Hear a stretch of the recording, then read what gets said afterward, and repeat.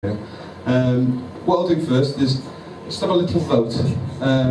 We've got Frank Willis coming in, hopefully got Frank Willis coming in a couple of weeks. This battery's going, sorry. Some of you probably do know Frank or would have heard of Frank. Wonderful guy, great history. He was a mercenary. He was one of Pablo Escobar. Anyone heard of Pablo Escobar, the drug baron? He was one of Pablo Escobar's bodyguards. He was in the Rhodesian army. He's had reptilian experiences, UFO experiences, drug running experiences. A generally very, very interesting guy. He's going to come and do a talk for us, but there's 3 topics that I'd like to see him do. There's 3 options for this vote, okay. There's the history of drugs, Frank's life story, or music and the human soul. So, who'd like to see Frank do his life story? Okay, 2, okay, that's fine. Who'd like to see Frank do the history of drugs? 3 more, yeah. And who'd like to see Frank do music and the human soul? Yeah, that seems to be the one, yeah, okay. Next week, well that's that sorted then. Next week we've got a free event. It's in Glyndŵr University, which is just up the road. It's Nick Marchman doing Sacred Geometry, which is an absolute classic. He's been refining it, it's a brilliant talk. It's part of their Wrexham Science Festival, so you know, we're getting somewhere, we're getting in with the normals, so that's a good one. Also I wanted to mention, things are happening at the moment. I don't know if you're keeping up with what's going on with Anonymous and the hacking, and well, hacking seems to be the key word at the moment. News of the world, hacking, Anonymous hacking.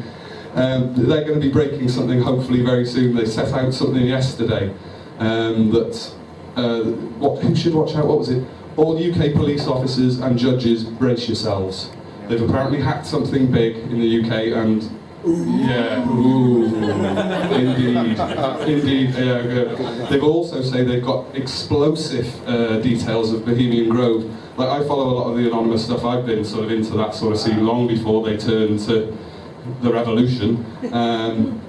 And they were always in it for the lulz, and it was always about something else and always about other disgusting things. But now they've turned and they're there for the revolution. They have joined the fight. And apparently what they've got from Bohemian Grove, they've been hacking security contractors who do security at Bohemian Grove, and apparently there is some explosive information. They're also picketing Bohemian Grove, aren't they? Well, picketing. They want to turn up at Bohemian Grove and occupy the entrance. So I think that is explosive. There could be a real change happening, and I'm glad you're all here, and I'm glad you're all feeling the vibe. The world is changing around us massively, massively, for the better, hopefully. One last thing, Truth Juice Wrexham is kind of struggling at the moment. We really are having trouble getting numbers, and we're not doing so great at the moment. So we're gonna have a bit of a buyer sale. T-shirts for £5 this week, just this week only. So if you want to grab yourself a T-shirt, it's only a £5 instead of. Did you want one? I think what we've been discussing is, you know, when we used to be a Corwin, we used to put those leaflets all around Wrexham. We'll start doing flyers. Well, the problem, we can't get flyers printed. It's catch-22. We can't promote because we haven't got the money. We can. I can print. Brilliant. That as well. If anyone can give us any help in any way, not financially, if you want to help in any way. I'll take them round. It's that kind of thing. Brilliant. What we intend to do is have a massive pile of flyers there, so that you can just take a few and distribute them yourself. What Vicky does in Birmingham, I'm sure some of you know Vicky from Birmingham. She just insists everybody who leaves take a pile of flyers, put them on buses, leave them in hairdressers, anyway, you know, all over the place. There's so many people around who are thinking like we're thinking, but don't know where to go and where to talk and who to see. And it is lovely. It's a good turnout. It's a better turnout tonight, and yeah. Good to see. Police stations have been. Police stations, yeah. Talk to the police, yeah. They're always fun to talk to, aren't they? So yeah. But tonight's talk is from a good friend of Truth Juice North Wales. He's done some brilliant talks for us before. He's saved our skin on a couple of occasions. The wonderful Tony Topping. Do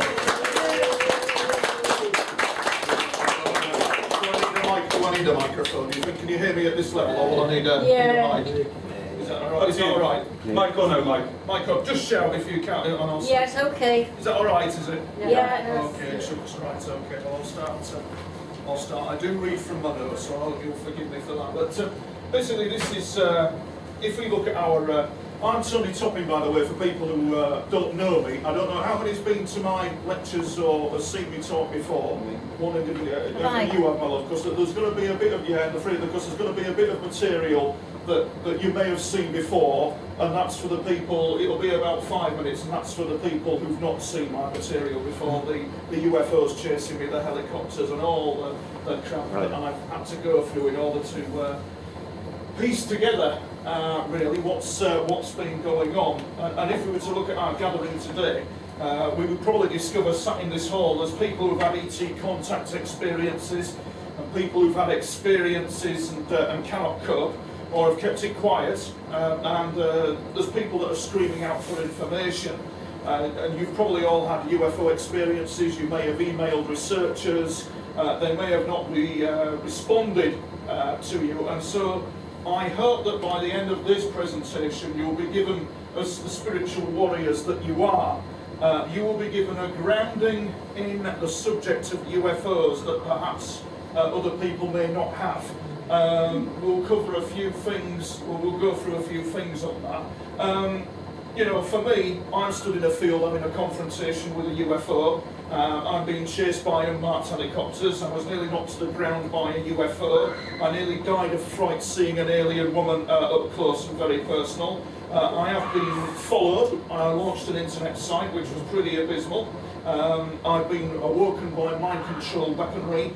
It's really all happened to me. And so first what I wanted to do was just do an introduction to UFOs. And what happened to me was, because of all this, I'm often on Channel 4, TalkSport, the BBC, you name it, I've probably been on it. And so what I'm going to do is take you on a journey so that you have a very slightly superior knowledge of the subject that not many normal people would have, because I can guarantee that there's the Truth Juice movement, obviously. In the UFO subject, I'm a UFO specialist. I don't class myself as an expert, so I'm a specialist. And the thing with it is there's going to be a lot of people who claim extraterrestrial contacts and liaison with UFOs. It's going to look very embarrassing for them. Because what is lacking is, if I was to speak from the heart, what is lacking is I could tell you I was taken aboard a UFO and I was abducted and they put a computer on me. You don't want to hear that. You want to hear something with meaning. You want to hear something that you can go away with. That means nothing. Me being taken aboard a spacecraft means nothing to you. It's what you're looking for, meaning from all this, and you're not getting it from the mainstream UFO subject, I think. So I hope that in 6 months' time, if I come here again, I'll have a whole lot more information and be able to give you experiences that have meaning. For example, you know, the people aboard the UFOs are people, and they have traditional customs, they have their own language and all that kind of thing. And nobody anywhere seems to give any insight into that kind of thing. And one man who was very courageous about all this was a gentleman called Johnny Mack. Has anybody heard of Johnny Mack? Yeah. And he was a psychiatrist at Harvard University who started probing the alien abduction scenario, that people were being abducted by aliens. He lost his job because of it, or rather he fought for his job because of it. He tragically died in a car accident in London. And this is him just having a chat in a conversation with the Dalai Lama. This was about the UFO situation and how he feels where we stand with the UFOs and people in them. Well, it was. Oh dear, what's happened there? Oh.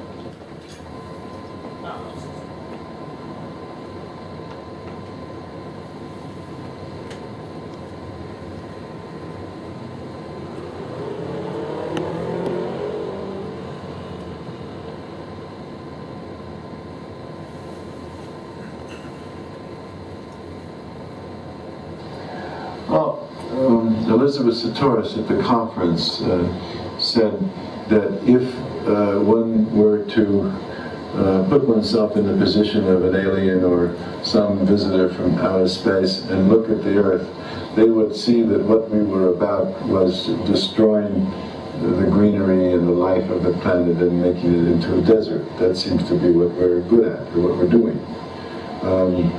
So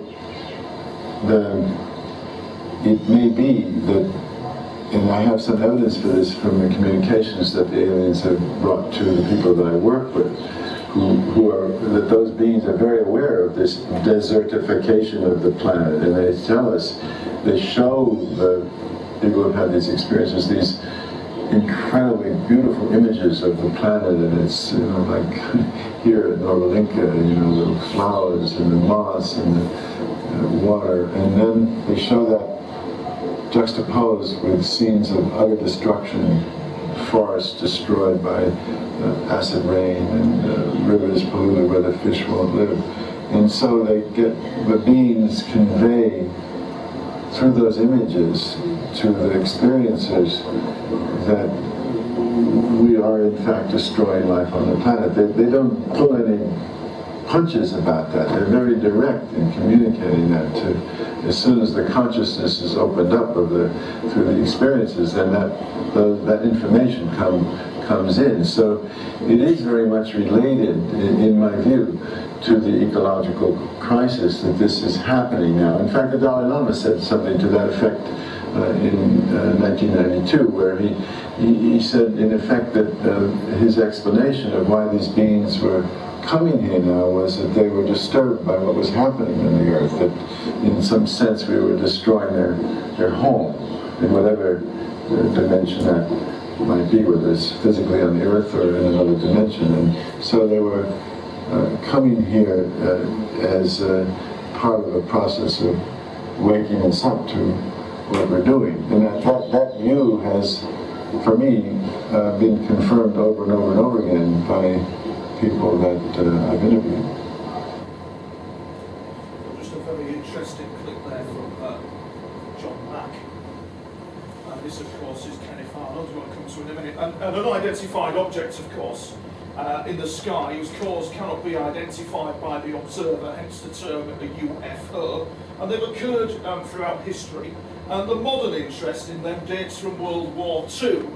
Oh no, it doesn't. When you read the information, it will tell you that it all started in 1947, and it didn't. For example, it kicked off in 1933 over Surrey with the first RAF recorded UFO incidents. It was going on in Nuremberg in 1500 when UFOs were coming over the top of Nuremberg and having some kind of laser battle.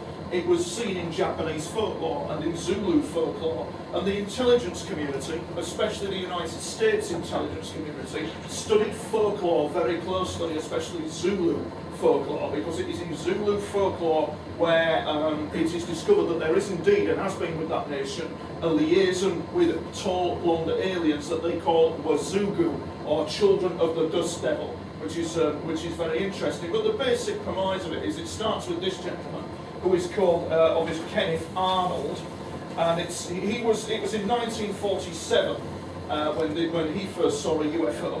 And I'll just go on to a slide there. There were several hundred media reports about Kenneth Arnold.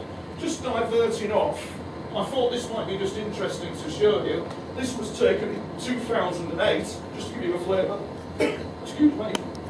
And that is of a UFO crash in Vietnam. And I'm just going to show you the clip of this.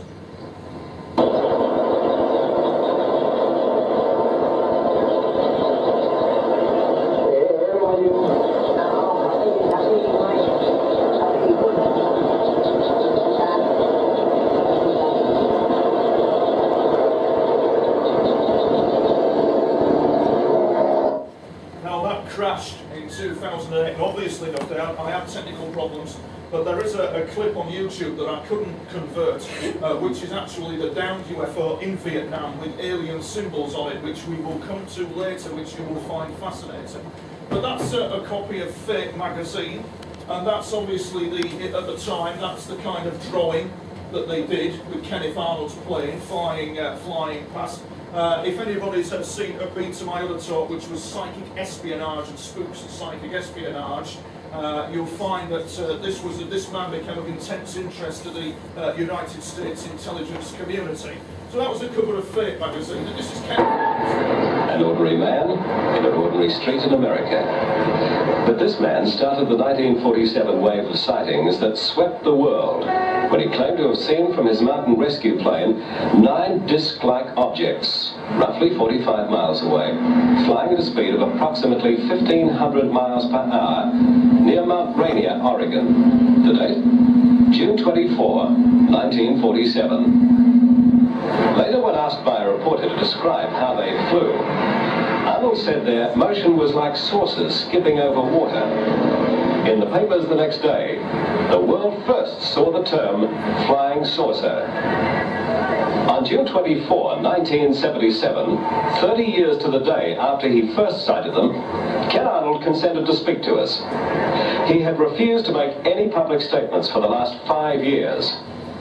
It's easy to see that after 30 years, he's still angry at the disbelief. Right here, we've seen something. I've seen something. Hundreds of pilots have seen something in the skies. We have dutifully reported these things. And we have to have 15 million witnesses before anybody's going to look into the problem seriously. Well, this is utterly fantastic. This is more fantastic than flying saucers or people from Venus or anything as far as I'm concerned. The greatest surprise was when Arnold reported his sighting to the nearest U.S. military air base. He found on the wall of the commander's office this classified gun sight photograph, which bore a remarkable resemblance to what Arnold claimed he had just seen, and Shaver had discussed. So that's what Kenneth Arnold saw. And if you just notice the 2 Foo Fighter UFOs in the background on that clip, I don't know if you can notice in a diagonal, just behind the other UFO, we'll tell you the story about the Foo Fighters as we go through the presentation. So that is Kenneth Arnold, and that's the drawing that Kenneth Arnold did. They reckon that the object, so my notes say here, that the suggested speeds of the UFO he saw was possibly travelling at 1,650 miles per hour, and it was much faster than the American P-80 jets of the time. And we'll briefly look at something called the UFO Air War of 1950. We'll take a look at that as we go on. And that's the drawing. Can you hear me okay? Yeah. That's the drawing that Kenneth Arnold did. But you see, what will happen is you will be told, as you look at the UFO subject as truth juicers, you'll be told that, 1947 is where it kicked off, but it isn't. It was in the Pacific in 1940, where the US fleet was, the US aircraft carriers were being buzzed by Foo Fighters. And what we're trying to do, what I'm trying to teach you, what I'm trying to show you, is to separate signal from noise, because there are distinct categories of UFO, which is not to be confused with the issue of peaceful interstellar extraterrestrial contact, which is what goes on. But in 1942, there was the US forces thought that they were being attacked by UFOs, and this is the so-called LA air raid of 1942. And what happened, as you can see, searchlights and anti-aircraft guns go up, the Foo Fighters are there, and the ACAC's going up because Los Angeles thinks that it's actually being attacked. And as you can see, that's one of the headlines from a paper there. That one is an actual headline from the LA Examiner, that an air battle is raging over Los Angeles. In 1950, the US Army recruited more air observers and anti-aircraft personnel than ever before, because they were doing a secret war. They were engaged in a secret war in 1950 with UFOs. So I'm just going to give you a brief clip of the Los Angeles air raid of 1942. No, I'm not. That's the wrong clip. Oh, heck. February 25th marks an anniversary that few remember and some refuse to forget. In 1942, an unidentified object was seen hovering over the California coast. The military, poised to defend the coast from a foreign invasion, took aim and fired. The event, called the Battle of Los Angeles, made headlines. What was in the sky and where did it go?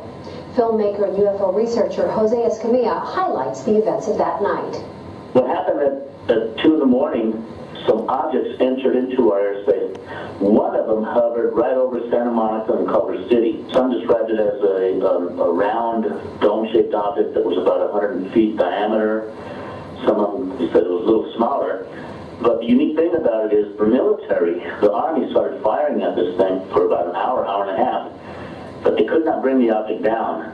Within 24 hours, the Department of War sent a memo to the President detailing the incident as possibly unidentified airplanes flying at various speeds and declaring the investigation ongoing. But that came to an abrupt end when the Army declared the flying object a weather balloon, sparking theories of a government cover-up. If they can't bring down a weather balloon with over 1,500 rounds of anti-aircraft shrapnel, 12 pounds weaponry, what are they going to do against a real enemy target? That's what they decided. What do? Do we tell the American and the world public there is something among us that we cannot bring down, we cannot control, we don't know where they're from, and we don't know what they're doing here? No, they didn't want to say that. So the next best thing to do was to just officially deny their existence. That's when the first official denial on UFOs started. We're speaking about UFO with small u, small f, small o, things seen in the sky. In wartime, you're going to see lots of things in the sky. Some's there, some is not. But looking at the Battle of Los Angeles as some kind of capital U, capital F, capital O event is pretty silly. We're talking about a case, there are no surviving witnesses, documentation is spotty at best. And it's the fairy tale syndrome, long ago and far away. So what did happen then? So that's the LA air raid of 1942. And of course you'll all be familiar with the Roswell UFO incidents. And you'll all be, you probably, how many is familiar with Roswell, the UFO incident? Yeah, okay, you're all familiar with that. There are three, you'll be told that it was to do with a crashed, it was to do with a crashed alien, 3 aliens crashed, and it was to do with a recovery, and I think it was not Roswell where it crashed, I think it was possibly Kecksburg. But basically the gist of it is there was three schools of thinking to Roswell. One was the Philip Corso school of thinking, which I'm going to play for you, which is the technology that we see around us is actually back engineered from the Roswell UFO crash, including the development of the transistor, although there has been a big bust-up over the fact that Corso never said that the transistor was developed from Roswell.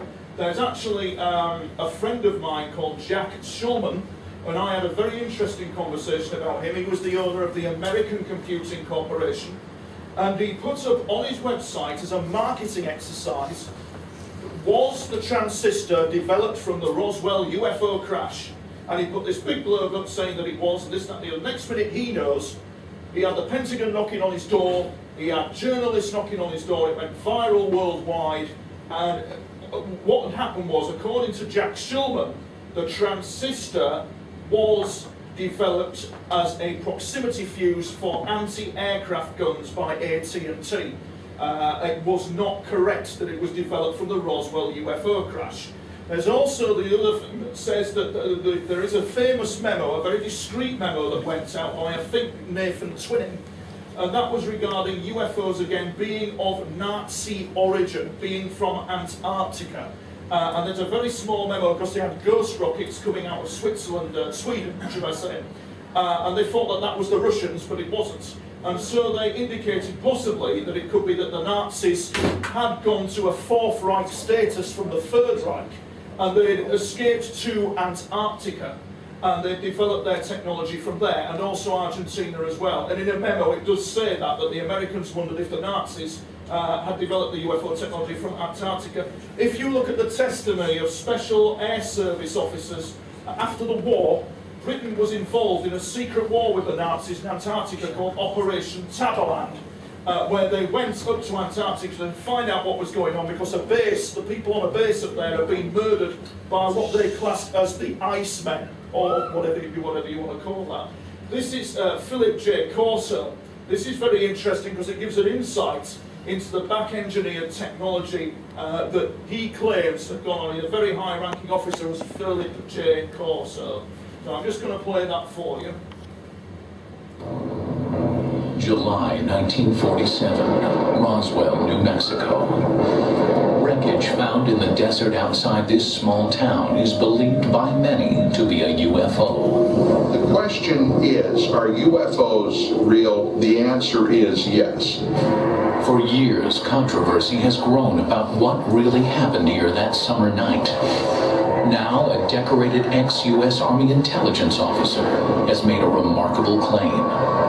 He says that not only are UFOs real, but that the U.S. military harvested advanced technology from them. He knows this, he says, because he held the technology in his hands and saw alien bodies from the Roswell crash. The humanoid-type body came from the Roswell area where there was a crash in 1947. Why should we believe him? Because of the man that he was, the years of service that he dedicated to the United States of America, and the fact that he was considered one of the top military men in his field. What were the things that he has said in the past that have come to fruition?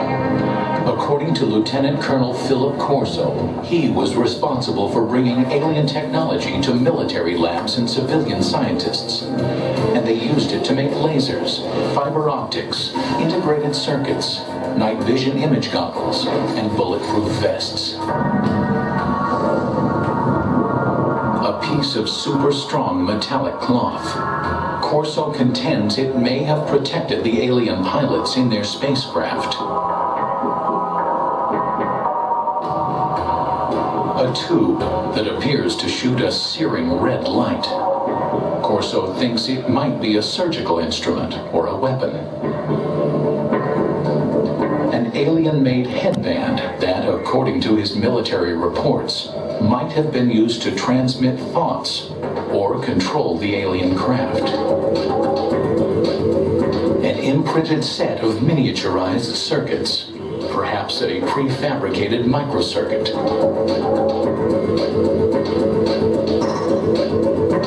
A flexible wire that might have transmitted light through its interior. And a lens that could allow anyone to see in the dark, supposedly taken from the eye of an alien being. According to the reports that Corso claims to have read, some of the world's foremost scientists, men like Wernher von Braun and J. Robert Oppenheimer, have access to the Roswell crash site. Corso says that Lieutenant General Trudeau greenlights him to assemble his own A-list team. You will put on that team anybody you want. Engineers, scientists, even I told the Germans. Told them I'll take a couple Germans too, in addition to the U.S. scientists. We had the organization and we had the money and we had the brains to do it, and we did it. Corso claiming that his team of A-list scientists helped him interpret the Roswell cache. I didn't have the training or the background for something, they got highly technical. But fortunately, the German scientists were there. I knew von Braun, and I knew Hermann Oberth. Oberth was a man that said we've been helped. But we had to keep it quiet to protect our budget, to protect our organization. Among those who believe there was an alien crash near Roswell, there is consensus on one concept. The U.S. government systematically suppressed the truth. The government of the United States and other governments around the world have gone out of their way to keep that wrapped up inside a riddle that's smothered by an enigma. Philip Corso says he also had to keep his reverse engineering program under wraps. We couldn't discuss it. We made a decision. It cannot be discussed outside of us. We're doing good. We have the authority, we have the money for our R&D projects. Well, that's fine. Let's keep it that way. Let's not get mixed up in the murky area whether they exist or not. As for Corso's contributions to the advancement of science, skeptics say that the technology he claimed to have pushed forward was ready to emerge anyway. As proof, they offer up the mind control headband, one alien technology that Corso did not claim to develop. Today, it's well on its way to becoming a reality without his help. Since the 1970s, scientists have been experimenting with using EEG readouts of brain waves to provide feedback and change behavior. It's now possible to use EEG feedback games like this one to learn how to manage brain states. But mind control technology has advanced even further than that. Going to open the first email, which says congrats. It says In 2004, researchers received FDA approval to test tiny brain implants designed to allow disabled people to control computers using their thoughts. Next, I'm going to paint a circle.